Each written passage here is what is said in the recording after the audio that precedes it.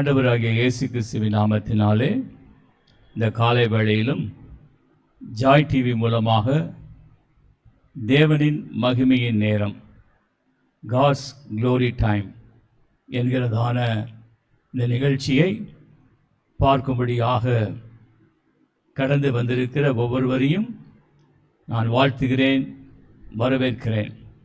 நான் pastor Gunasekaran, ஷெகினா glory தீர்க்கதரிசன சபை, Shekinah glory prophetic church, Velachery, Chennai, புதிய 10, மர்ஃபுதாஸ் ரோட், டாக்டர் சீதாபதி நகர், வேளச்சேரி, சென்னை 42 என்ற இடத்திலே பல வருடங்களாக ஆண்டவருடைய ஊழியத்தை செய்து வருகிறோம்.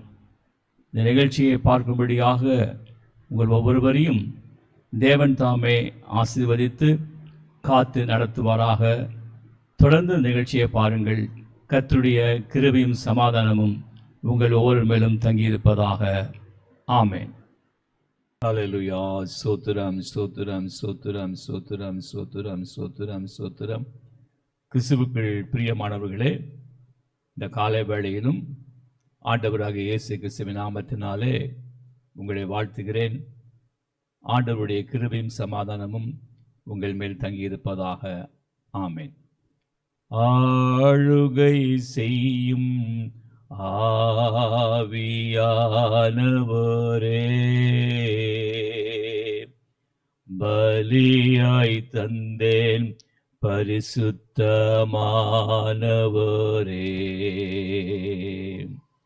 ஆளுகை செய்யும்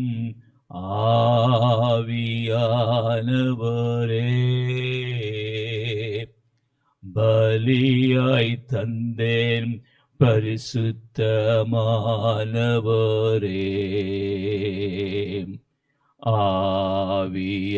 ஆவியானவரே, என் ஆற்றல் ஆனவரே, ஆவியானவரே, என் ஆற்றல் ஆனவரே. மகா கிருபையும் அன்பும் இரக்கம் நிறைந்த அன்பின் பரலோகத்தின் தகப்பனே, உம்முடைய குமாரனாகிய இயேசு கிறிஸ்துவின் ஜீவனுள்ள நாமத்தினாலே இந்த நாள் காலை வேளையில் உம்முடைய பரிசுத்த பிரசன்னத்துக்குள்ளாய் கடந்து வந்து ஆண்டவரே எங்களை அர்ப்பணிக்கிறோம், ஒப்புக் கொடுக்கிறோம். இது எங்களை ஆசீர்வதித்து நடத்தும். ஆமேன். கிறிஸ்துவுக்குள் பிரியமானவர்களே, நாம் இந்த தேவனின் மகிமையின் நேரம் என்கிற இந்த நிகழ்ச்சி மூலமாக நாம் தொடர்ந்து தேவனுடைய சத்தியத்தையும் சத்தியத்தின் வெளிச்சத்தில் இருக்கக்கூடிய ஆண்டவருடைய ராஜ்யத்தின் காரியங்களையும் நாம் கற்றுக்கொண்டு நம்முடைய வாழ்க்கையிலே கடைபிடித்து கொண்டு வருகிறோம். இந்த நாள் காலை வேளையிலும் கர்த்தருக்கு பிரியமாக இருப்பது எப்படி என்கிற தலைப்பின் கீழாக இந்த நாள் காலை வேளையிலும் அதனுடைய மற்றுமொரு காரியத்தை, மற்றுமொரு தேவனுடைய சத்தியத்தை நாம் கற்றுக்கொண்டு நம்முடைய வாழ்க்கையிலே நாம் கடைபிடிக்க போகிறோம். தேவனே நமக்கு உதவி செய்ய வல்லவராக இருக்கிறார். ஆண்டவருடைய நாமம் மகிமைப்படுவதாக. ஆமேன், ஆமேன். சங்கீதத்தின் புஸ்தகம் 22வது சங்கீதம் 3வது வசனம். அங்கே நாம் பார்க்கும் பொழுது, இஸ்ரவேலின் துதிகளுக்குள்ளாக வாசமாயிருக்கிற தேவரீரே பரிசுத்தர். இஸ்ரவேலின் துதிகளுக்குள்ளாக வாசமாயிருக்கிற தேவரீரே பரிசுத்தர். கிறிஸ்துவுக்குள் பிரியமான தேவனுடைய ஜனங்களே, இந்த நாள் கர்த்தருக்கு பிரியமாய் இருப்பது எப்படி என்கிற தலைப்பின் கீழாக ஆண்டவரை துதித்தலும் ஆண்டவரை ஆராதித்தலும் ஆண்டவருக்கு ஸ்தோத்திரங்களை ஏறெடுக்கிறதும் அவருக்கு ஒரு பிரியமான காரியம்.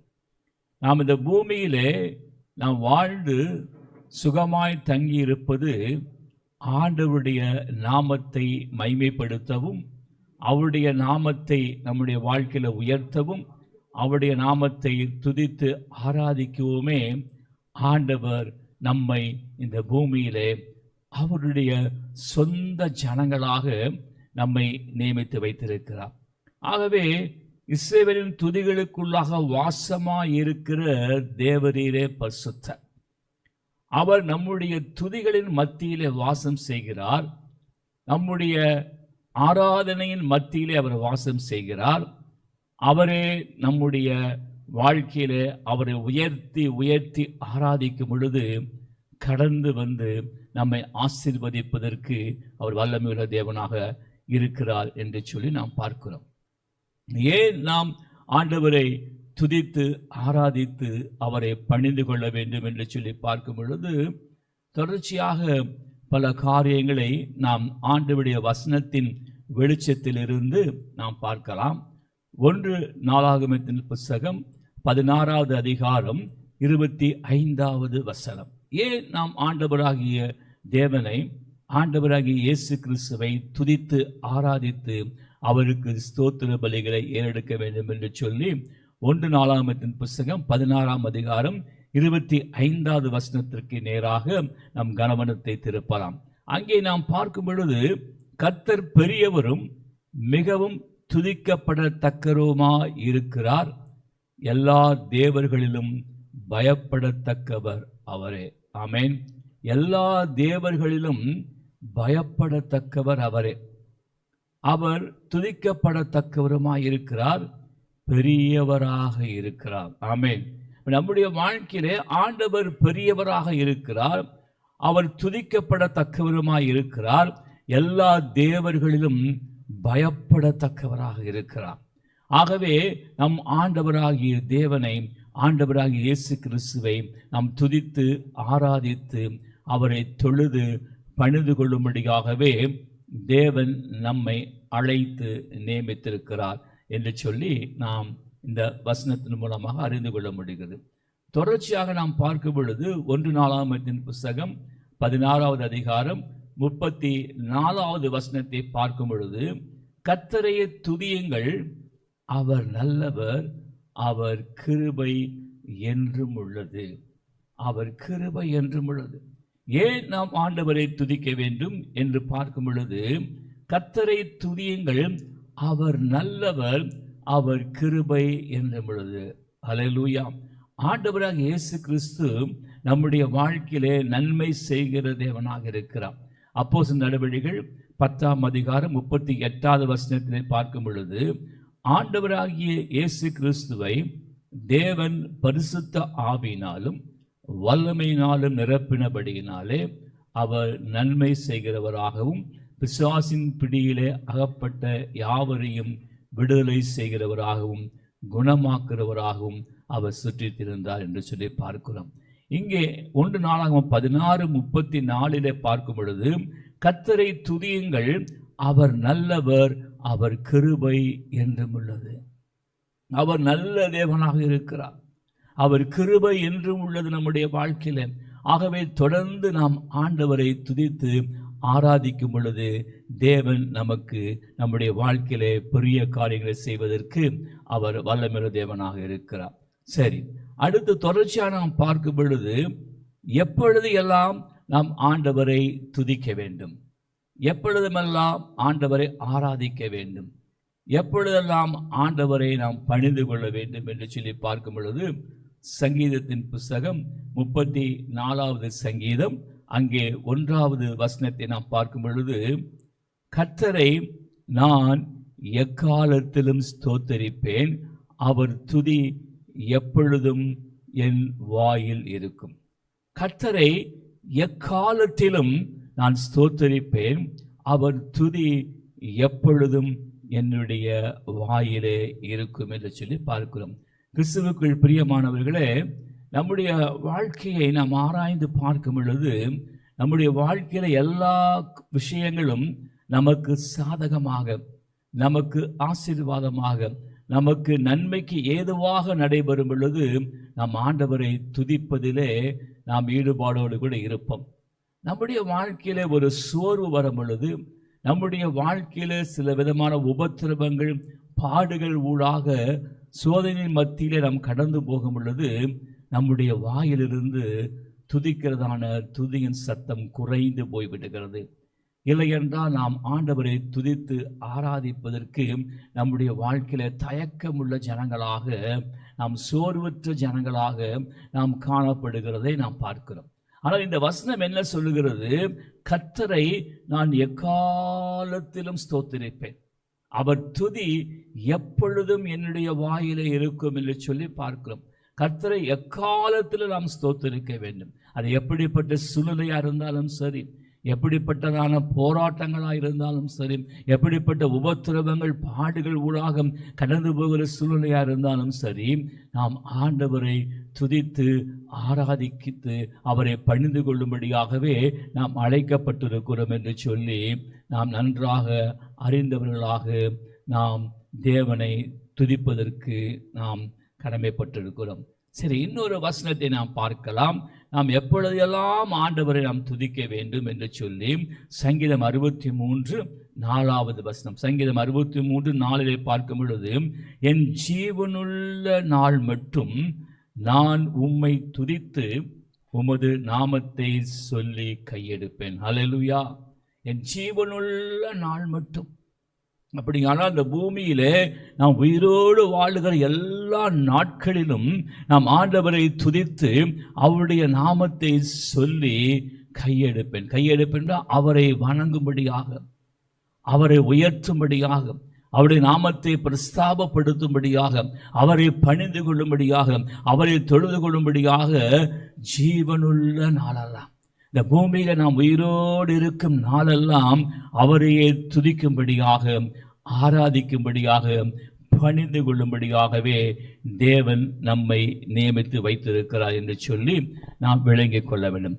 ஆகவே கிறிஸ்துவுக்குள் பிரியமான தேவ ஜனமே, இந்த காலை வேளையிலே ஒருவேளை உங்களுடைய வாழ்க்கையில உங்களுடைய மனதில் இருக்கிற போராட்டத்தின் நிமித்தம், இல்லை என்றால் உங்கள் வாழ்க்கையில் இருக்கிற சூழல் நிமித்தம் ஆண்டவரை துதிக்க முடியாதபடிக்கு, ஆண்டவரை ஆராதிக்க முடியாதபடிக்கு, ஆண்டவரை பணிந்து கொள்ள முடியாதபடிக்கு கட்டுண்ட ஜனங்களாக இந்த காலை வேளையின் சத்தத்தை நீங்கள் கேட்டுக்கொண்டிருக்கலாம். நீங்கள் இப்பொழுது உங்கள் வாய்களை திறந்து நீங்கள் இருக்கிற இடத்திலேயே ஆண்டவரை துதித்து பாருங்கள். ஆண்டவருக்கு ஸ்தோத்திர பலிகளை ஏறெடுத்து பாருங்கள். ஆண்டவரை ஆராதித்து பாருங்கள். அவருடைய நாமத்தை உயர்த்தி பாருங்கள். அப்பொழுது நிச்சயமாகவே தேவனுடைய கிருபை உங்களுடைய வாழ்க்கையில கடந்து வரும். தேவனுடைய கிருபை உங்களை சூழ்ந்து கொள்ளும். உங்களுடைய எல்லா சூழலின் மத்தியிலும் ஆண்டவர் பிரசன்னமாகி அவை எல்லாவற்றையும் மாற்றி போட அவர் வல்லமையுள்ள தேவனாகவே இருக்கிறார். ஆமேன், ஆமேன். சரி, அப்படி துதிக்கும் பொழுது, ஆராதிக்கும் பொழுது என்ன சம்பவிக்கிறது என்பதை குறித்து சில வேதாகம நிகழ்ச்சிகள் மூலமாக, வேதாகம நிகழ்வுகள் மூலமாக நாம் ஆண்டவருடைய வசனத்தின் சத்தியத்தின் வெளிச்சத்திலிருந்து நாம் கற்றுக்கொள்ள போகிறோம். அங்கே நாம் பார்க்கும் பொழுது 2 நாளாகமத்தின் புஸ்தகம், அங்கே 20வது அதிகாரம் நம்ம எல்லாருக்கும் அநேகமாக பரிச்சயமானதான ஒரு வேத பகுதி.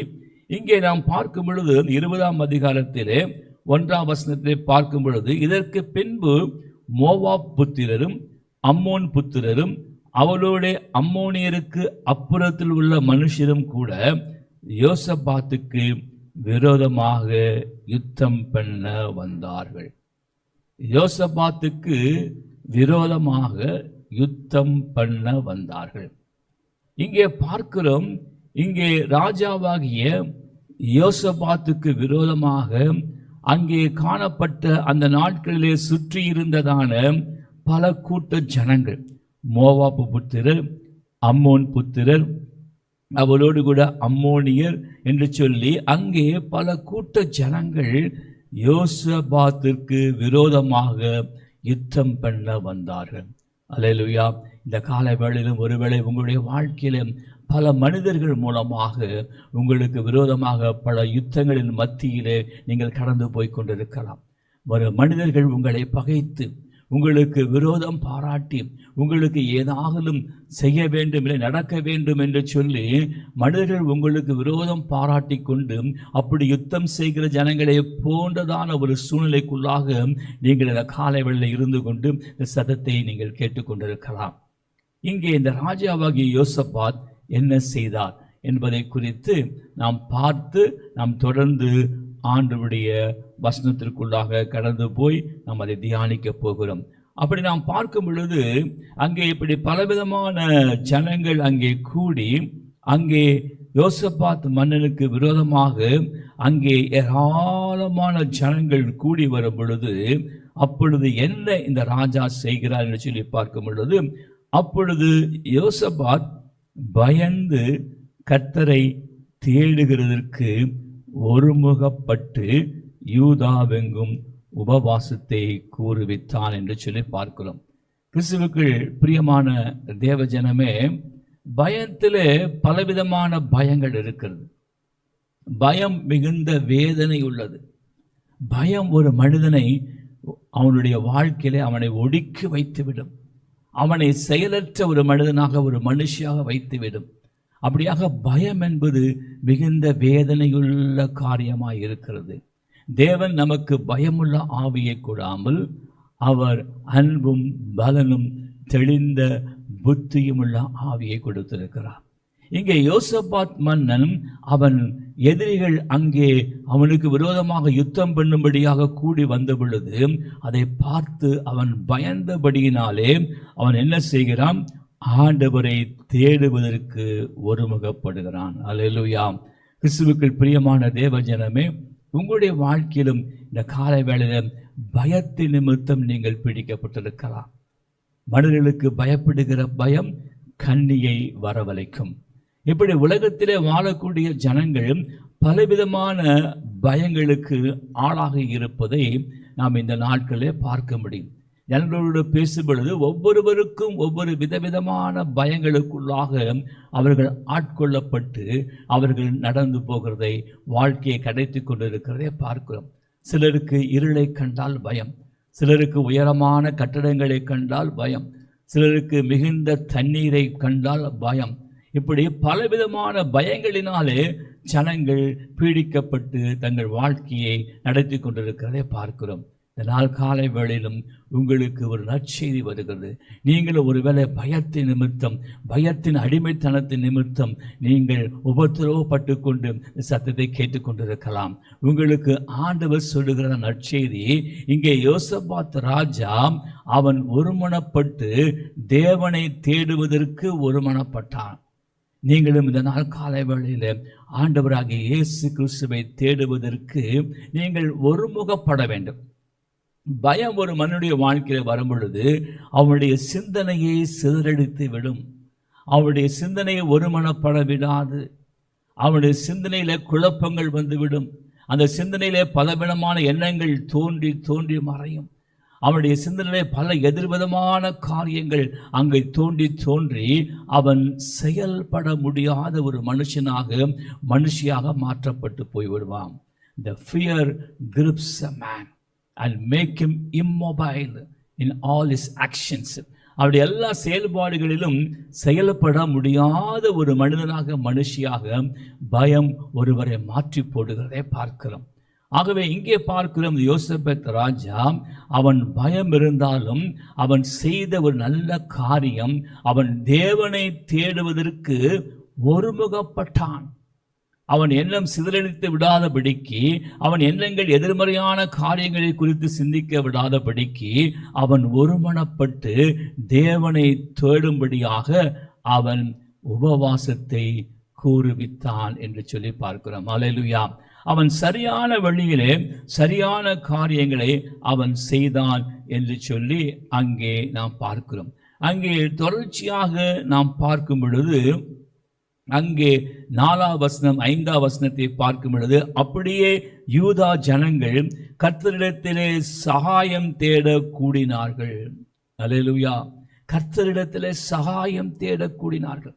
கிறிஸ்துவுக்குள் பிரியமான தேவஜனமே, உங்களுடைய வாழ்க்கையிலே கடந்து போகிற சூழ்நிலை, போராட்டங்கள், பயங்கள், எதிர்மறை வல்லமைகள், இருளின் ஆதிக்கங்கள், இப்படிப்பட்ட காலகட்டத்திற்குள்ளாக நீங்கள் கடந்து போகும் பொழுது ஆண்டவரை ஒருமனப்பட்டு தேடுகிறது மாத்திரமல்ல, தேவனிடத்திலே சகாயத்தை பெற்றுக் கொள்ளும்படியாக அங்கே ஜனங்கள் கூடி வந்தார்கள் என்று சொல்லி பார்க்கிறோம். அங்கே 4ஆவது வசனத்திலே கர்த்தரிடத்திலே சகாயம் தேட கூடினார்கள்.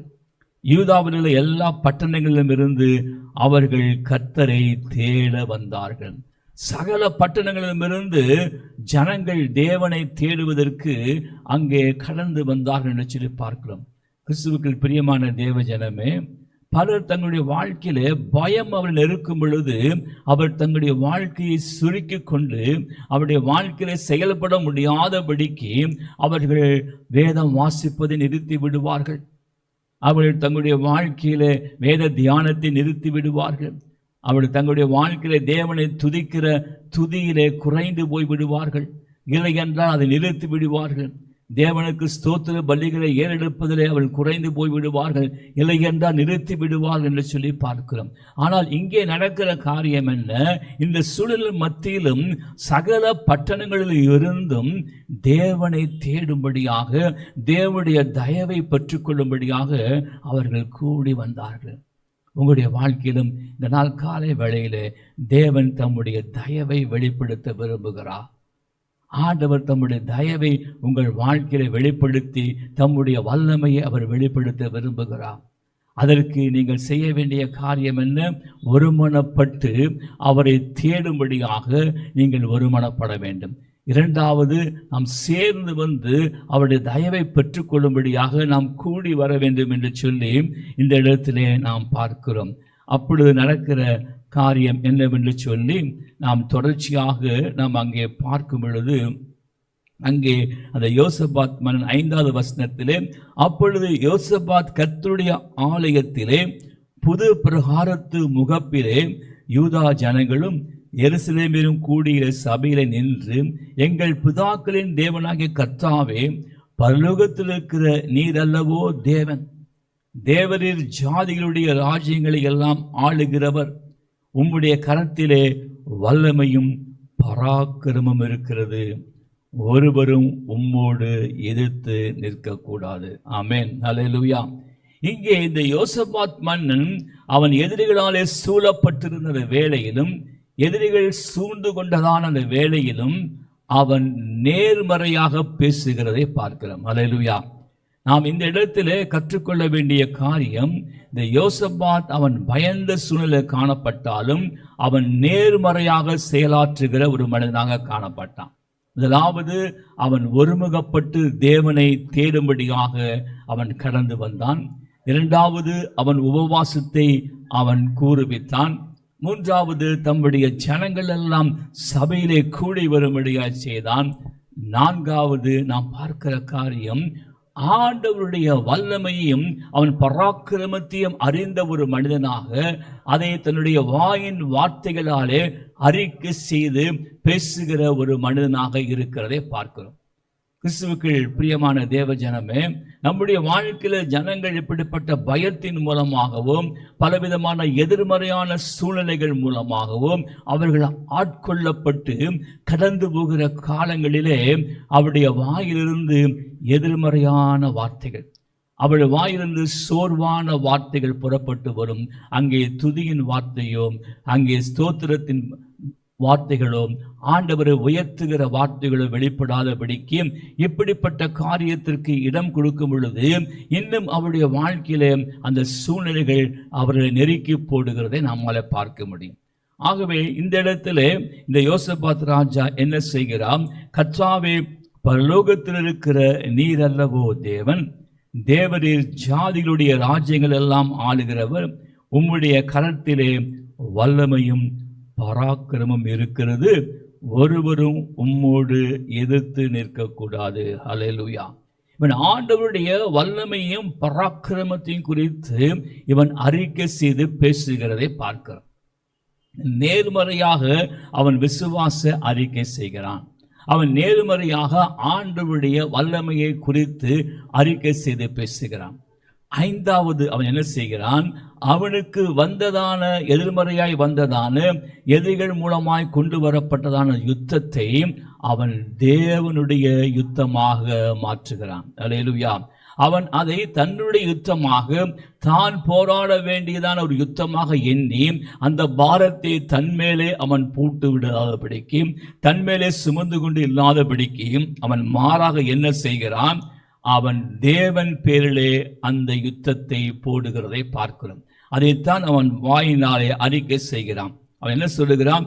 ஒருவரும் உம்மோடு எதிர்த்து நிற்கக்கூடாது. ஹல்லேலூயா. ஒருவரும் உம்மோடு எதிர்த்து நிற்கக்கூடாது என்று சொல்லி அவனுக்கு எதிராக வந்ததான அந்த யுத்தத்தை தேவன் பேரிலே வைக்கிறதை பார்க்கிறோம். கிறிஸ்துவுக்குள் பிரியமானவர்களே, இந்த காலை வேளையில் உங்களுடைய வாழ்க்கையில் இப்படிப்பட்டதான பயங்கள், போராட்டங்கள், எதிர்மறையான சூழ்நிலைகள், இப்படி யுத்தம் போன்றதான அப்படிப்பட்ட காரியங்கள் மத்தியிலே நீங்கள் கடந்து போய் கொண்டிருக்கலாம். நீங்கள் இங்கே யோசபாத் 5வது செய்த காரியம் என்ன?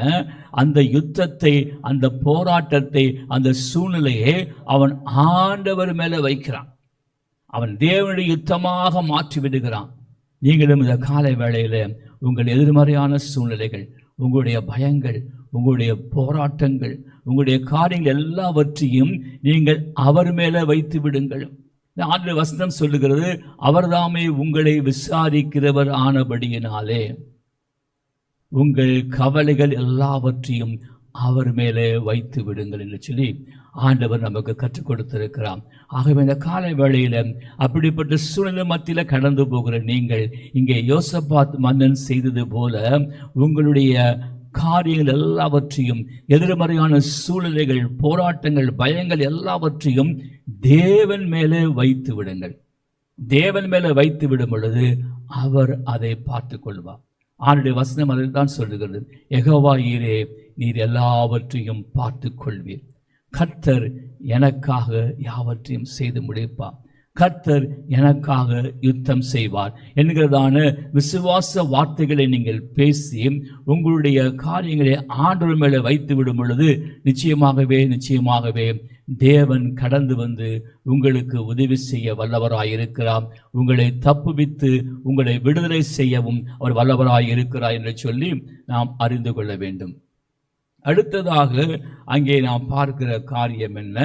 அங்கே நாம் தொடர்ச்சியாக பார்க்கும் பொழுது அங்கே 13 அங்கே நாம் பார்க்கும் பொழுது 17வது வசனம், அதே அதிகாரம் 1 நாளாம் 20ஆம் அதிகாரம் 17ஆம் வசனம், இந்த யுத்தத்தை பண்ணுகிறவர்கள் நீங்கள் அல்ல. அங்கே பார்க்கிறோம், இந்த யுத்தத்தை பண்ணுகிறவர்கள் நீங்கள் அல்ல, யூதா மனுஷரே, எருசலேம் ஜனங்களே, நீங்கள் தரித்து நின்று கர்த்தர் உங்களுக்கு செய்யும் ரட்சிப்பை பாருங்கள். பயப்படாமலும் கலங்காமலும் இருங்கள். நாளைக்கு அவர்களுக்கு எதிராக புறப்படுங்கள். கர்த்தர் உங்களோடு கூட இருக்கிறார் என்றான் என்று சொல்லி நாம் பார்க்கிறோம். யுத்தம் உங்களுடையது அல்ல, நீங்கள் தரித்து நின்று தேவன் உங்களுக்கு செய்யும் ரட்சிப்பை நீங்கள் பாருங்கள் என்று சொல்லி இங்கே சொல்லப்பட்டிருக்கிறதை பார்க்கிறோம். இதனால் காலை வேளையில உங்களுக்கும் ஆண்டவர் சொல்லுகிறதான வார்த்தை அதுதான். யுத்தம் உங்களுடையது அல்ல, நீங்கள் தரித்து நின்று தேவன் உங்களுக்கு செய்கிற ரட்சிப்பை பார்க்கும்படியாக கர்த்தருடைய ஆவியானவர் உங்களோடு கூட பேசிக் கொண்டிருக்கிறார். ஆகவே இந்த நாள் காலை வேளை அடுத்ததாக அங்கே என்ன நடக்கிறது என்று சொல்லி நாம் பார்க்கும் பொழுது அங்கே 20வது வசனத்திலே, அவர்கள் அதிகாலமே எழுந்திருந்து தெக்கோவின் வனாந்திரத்துக்கு போக புறப்பட்டார்கள்.